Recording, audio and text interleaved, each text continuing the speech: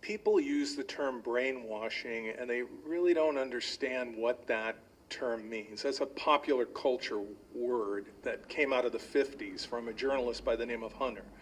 But what it really means is it's a synthesis, if you will, of coercive persuasion and influence techniques that have been crystallized and focused like a laser on people within certain groups to break them down, change them, and then freeze them in a certain mindset.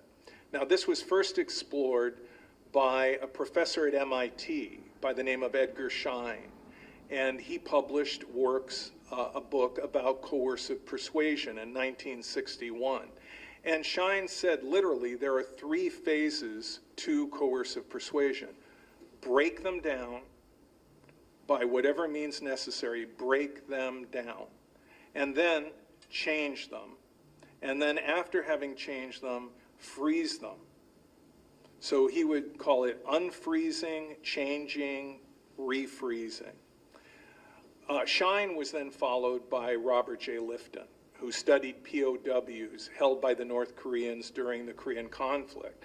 And he then wrote the book Thought Reform and the Psychology of Totalism, which was published in 1961.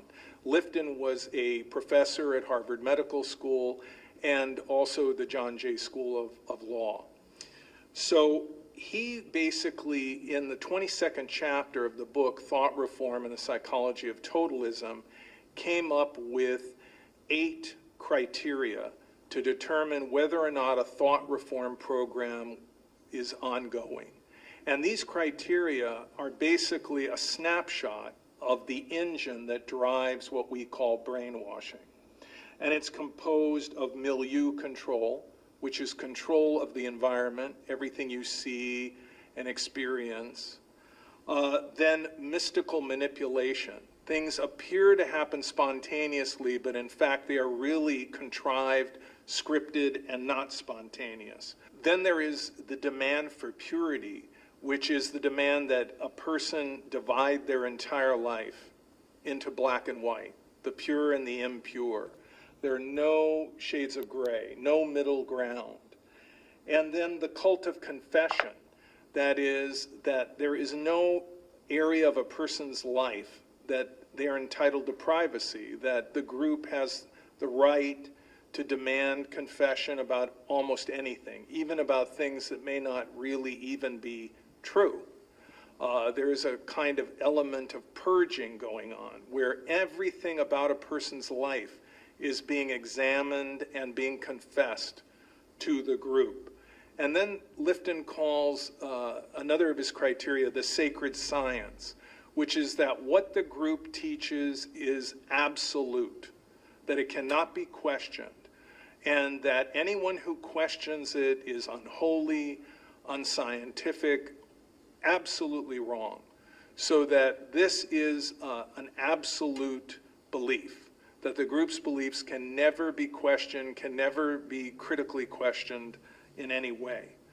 Then there is the element of what Lifton calls loaded language, which means thought-terminating cliches that are used to sum things up in a way that stops critical thinking.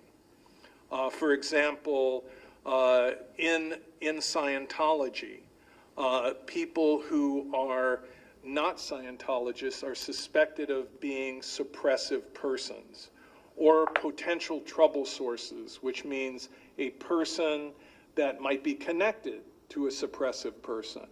So there are these cliches, these labels within a particular group that terminate critical thinking.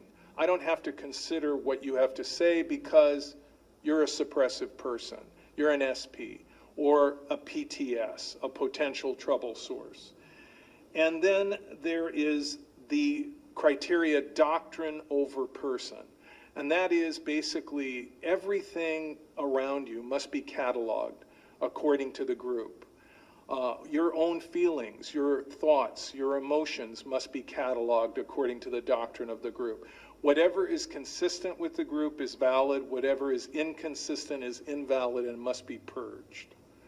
And then finally, the most devastating of Lifton's criteria, is the dispensing of existence. And that is literally the right to exist.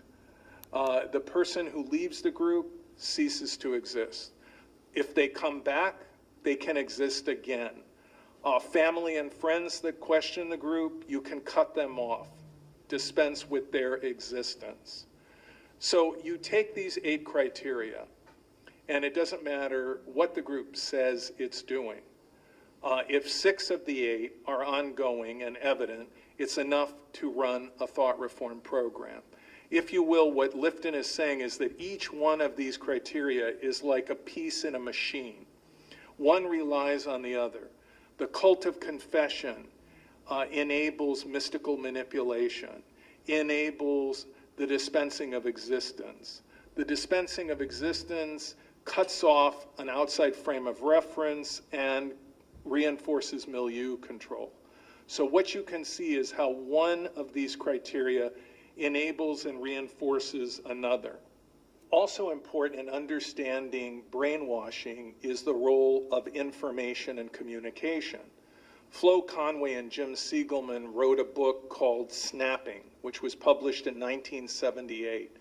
That book talks about what they call information disease. That is, that if a group can control everything that goes into the mind, everything you see, everything you experience, everything you hear, they can control the mind itself. And they call it information disease because people are stricken by the control of information. That is, the group can do harm to people through the control of information. Conway and Siegelman would later write a book called Holy Terror about extreme fundamentalist groups, and they would talk about emotional control or emotional manipulation, literally being able to manipulate the emotions of people. And then Margaret Singer, the psychologist who taught at UC Berkeley, who wrote the book Cults in Our Midst, would talk about behavior being controlled in various groups, how they would control behavior.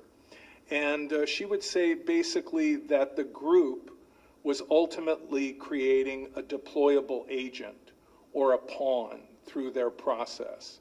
And she would say to me, you know, because I knew Margaret Singer and we used to talk and compare notes. And at one point she said to me, you know, Rick, brainwashing is really nothing more than a confidence game. And a cult leader is running a con. The difference between the average con game and a cult is that a typical con artist will get the money and leave town. A cult con artist will keep running the same con on the same people, victimizing them for the foreseeable future.